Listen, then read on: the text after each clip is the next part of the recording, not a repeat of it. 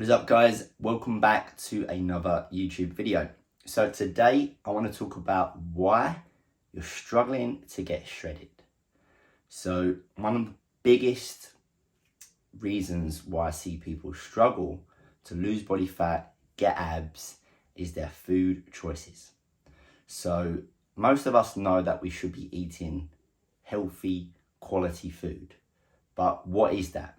So for me, I like to look at it as single ingredient foods, nutrition dense foods, not processed, not junk food.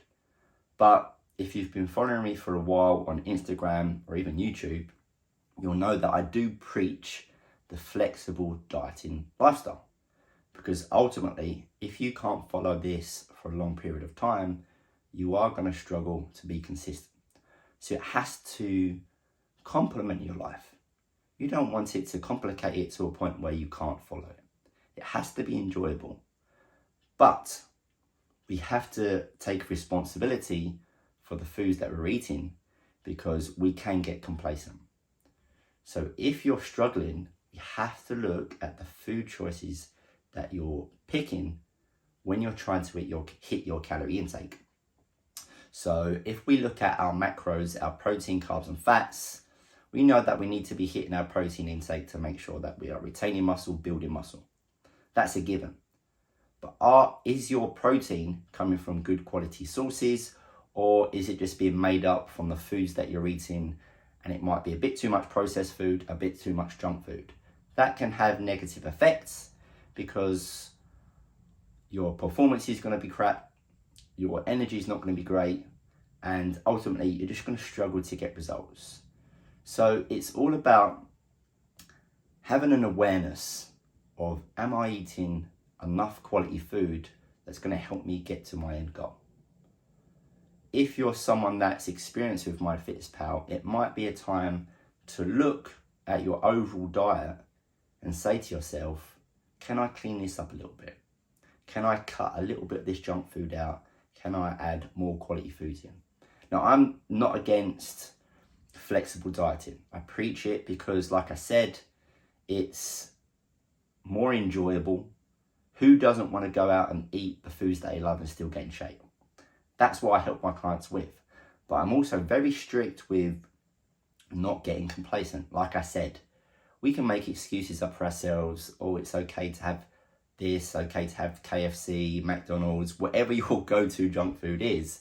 But if you're abusing it, and that's a strong word, but if you're just doing it too often and you're struggling to get the results, then this is the first place to start doing an audit on. Now, we have to be aware that there is a balance. I like to say 80 to 90% good quality wholesome food, 10 to 20% some processed, some junk food. But it comes with taking responsibility, looking at your diet and being real with yourself. Because like I said, we can all make excuses up, and as long as we're hitting our calorie intake, that's fine. But there's more to it than just calories in versus calories out. We know that our food quality is going to affect our performance, our energy, our mood, our productivity, and ultimately the end goal. Then you've got things like satiety. You know that if you go and have some junk food, say McDonald's, I'm not going to bash McDonald's, but for example, if you have McDonald's, often people are still hungry after they've eaten McDonald's. Why is that? Not sure what they've got in the food, but junk food tends to be very high calories and not very satiating.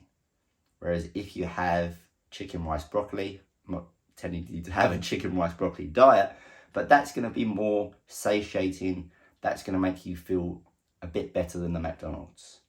So it's, again, just being real with yourself, with what you're eating. Can you clean things up a little bit to make sure that you are being as optimal as you can, but still enjoying the process?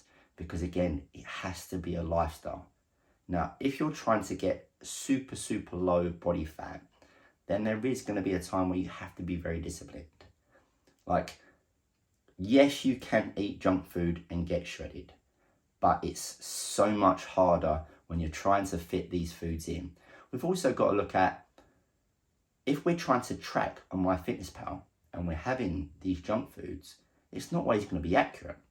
So that's going to throw you off a little bit if you're not dropping weight, because McDonald's might say it's 500 calories when it could be 700. So sometimes it's a lot easier if you take control of what you're eating rather than eating it out too much. This is ultimately going to come down to where you're at. Because if you've got a good experience, this video might help you with just giving you a little bit of a kick to go, right, I need to clean this up. But if you're just starting and you're unaware, then yes, always start with the basics, which is eating healthy, because that's going to be a lot better than what your current diet is. But when you start to track your calories and you understand the flexible dieting approach, where as long as you're hitting your calorie target, your protein target, you can pretty much eat what you like, you have to be strict, because it's so easy to fit in a McDonald's every single day. It really is easy to do that. If a McDonald's is 600 calories, don't know why I'm talking about McDonald's all the time, you can fit that in every single day if your allowance is 2,000. But have a look at what else that could be affecting in terms of how you feel, how you perform, etc. The people that get the best results are the people that are honest with what they're doing and being disciplined as much as they can to a point where they're enjoying it, it's a lifestyle, and that you're actually seeing results. Okay? So I hope that helps. Make sure you subscribe if you haven't already. Give the video a like if you do, and stay tuned for my next video.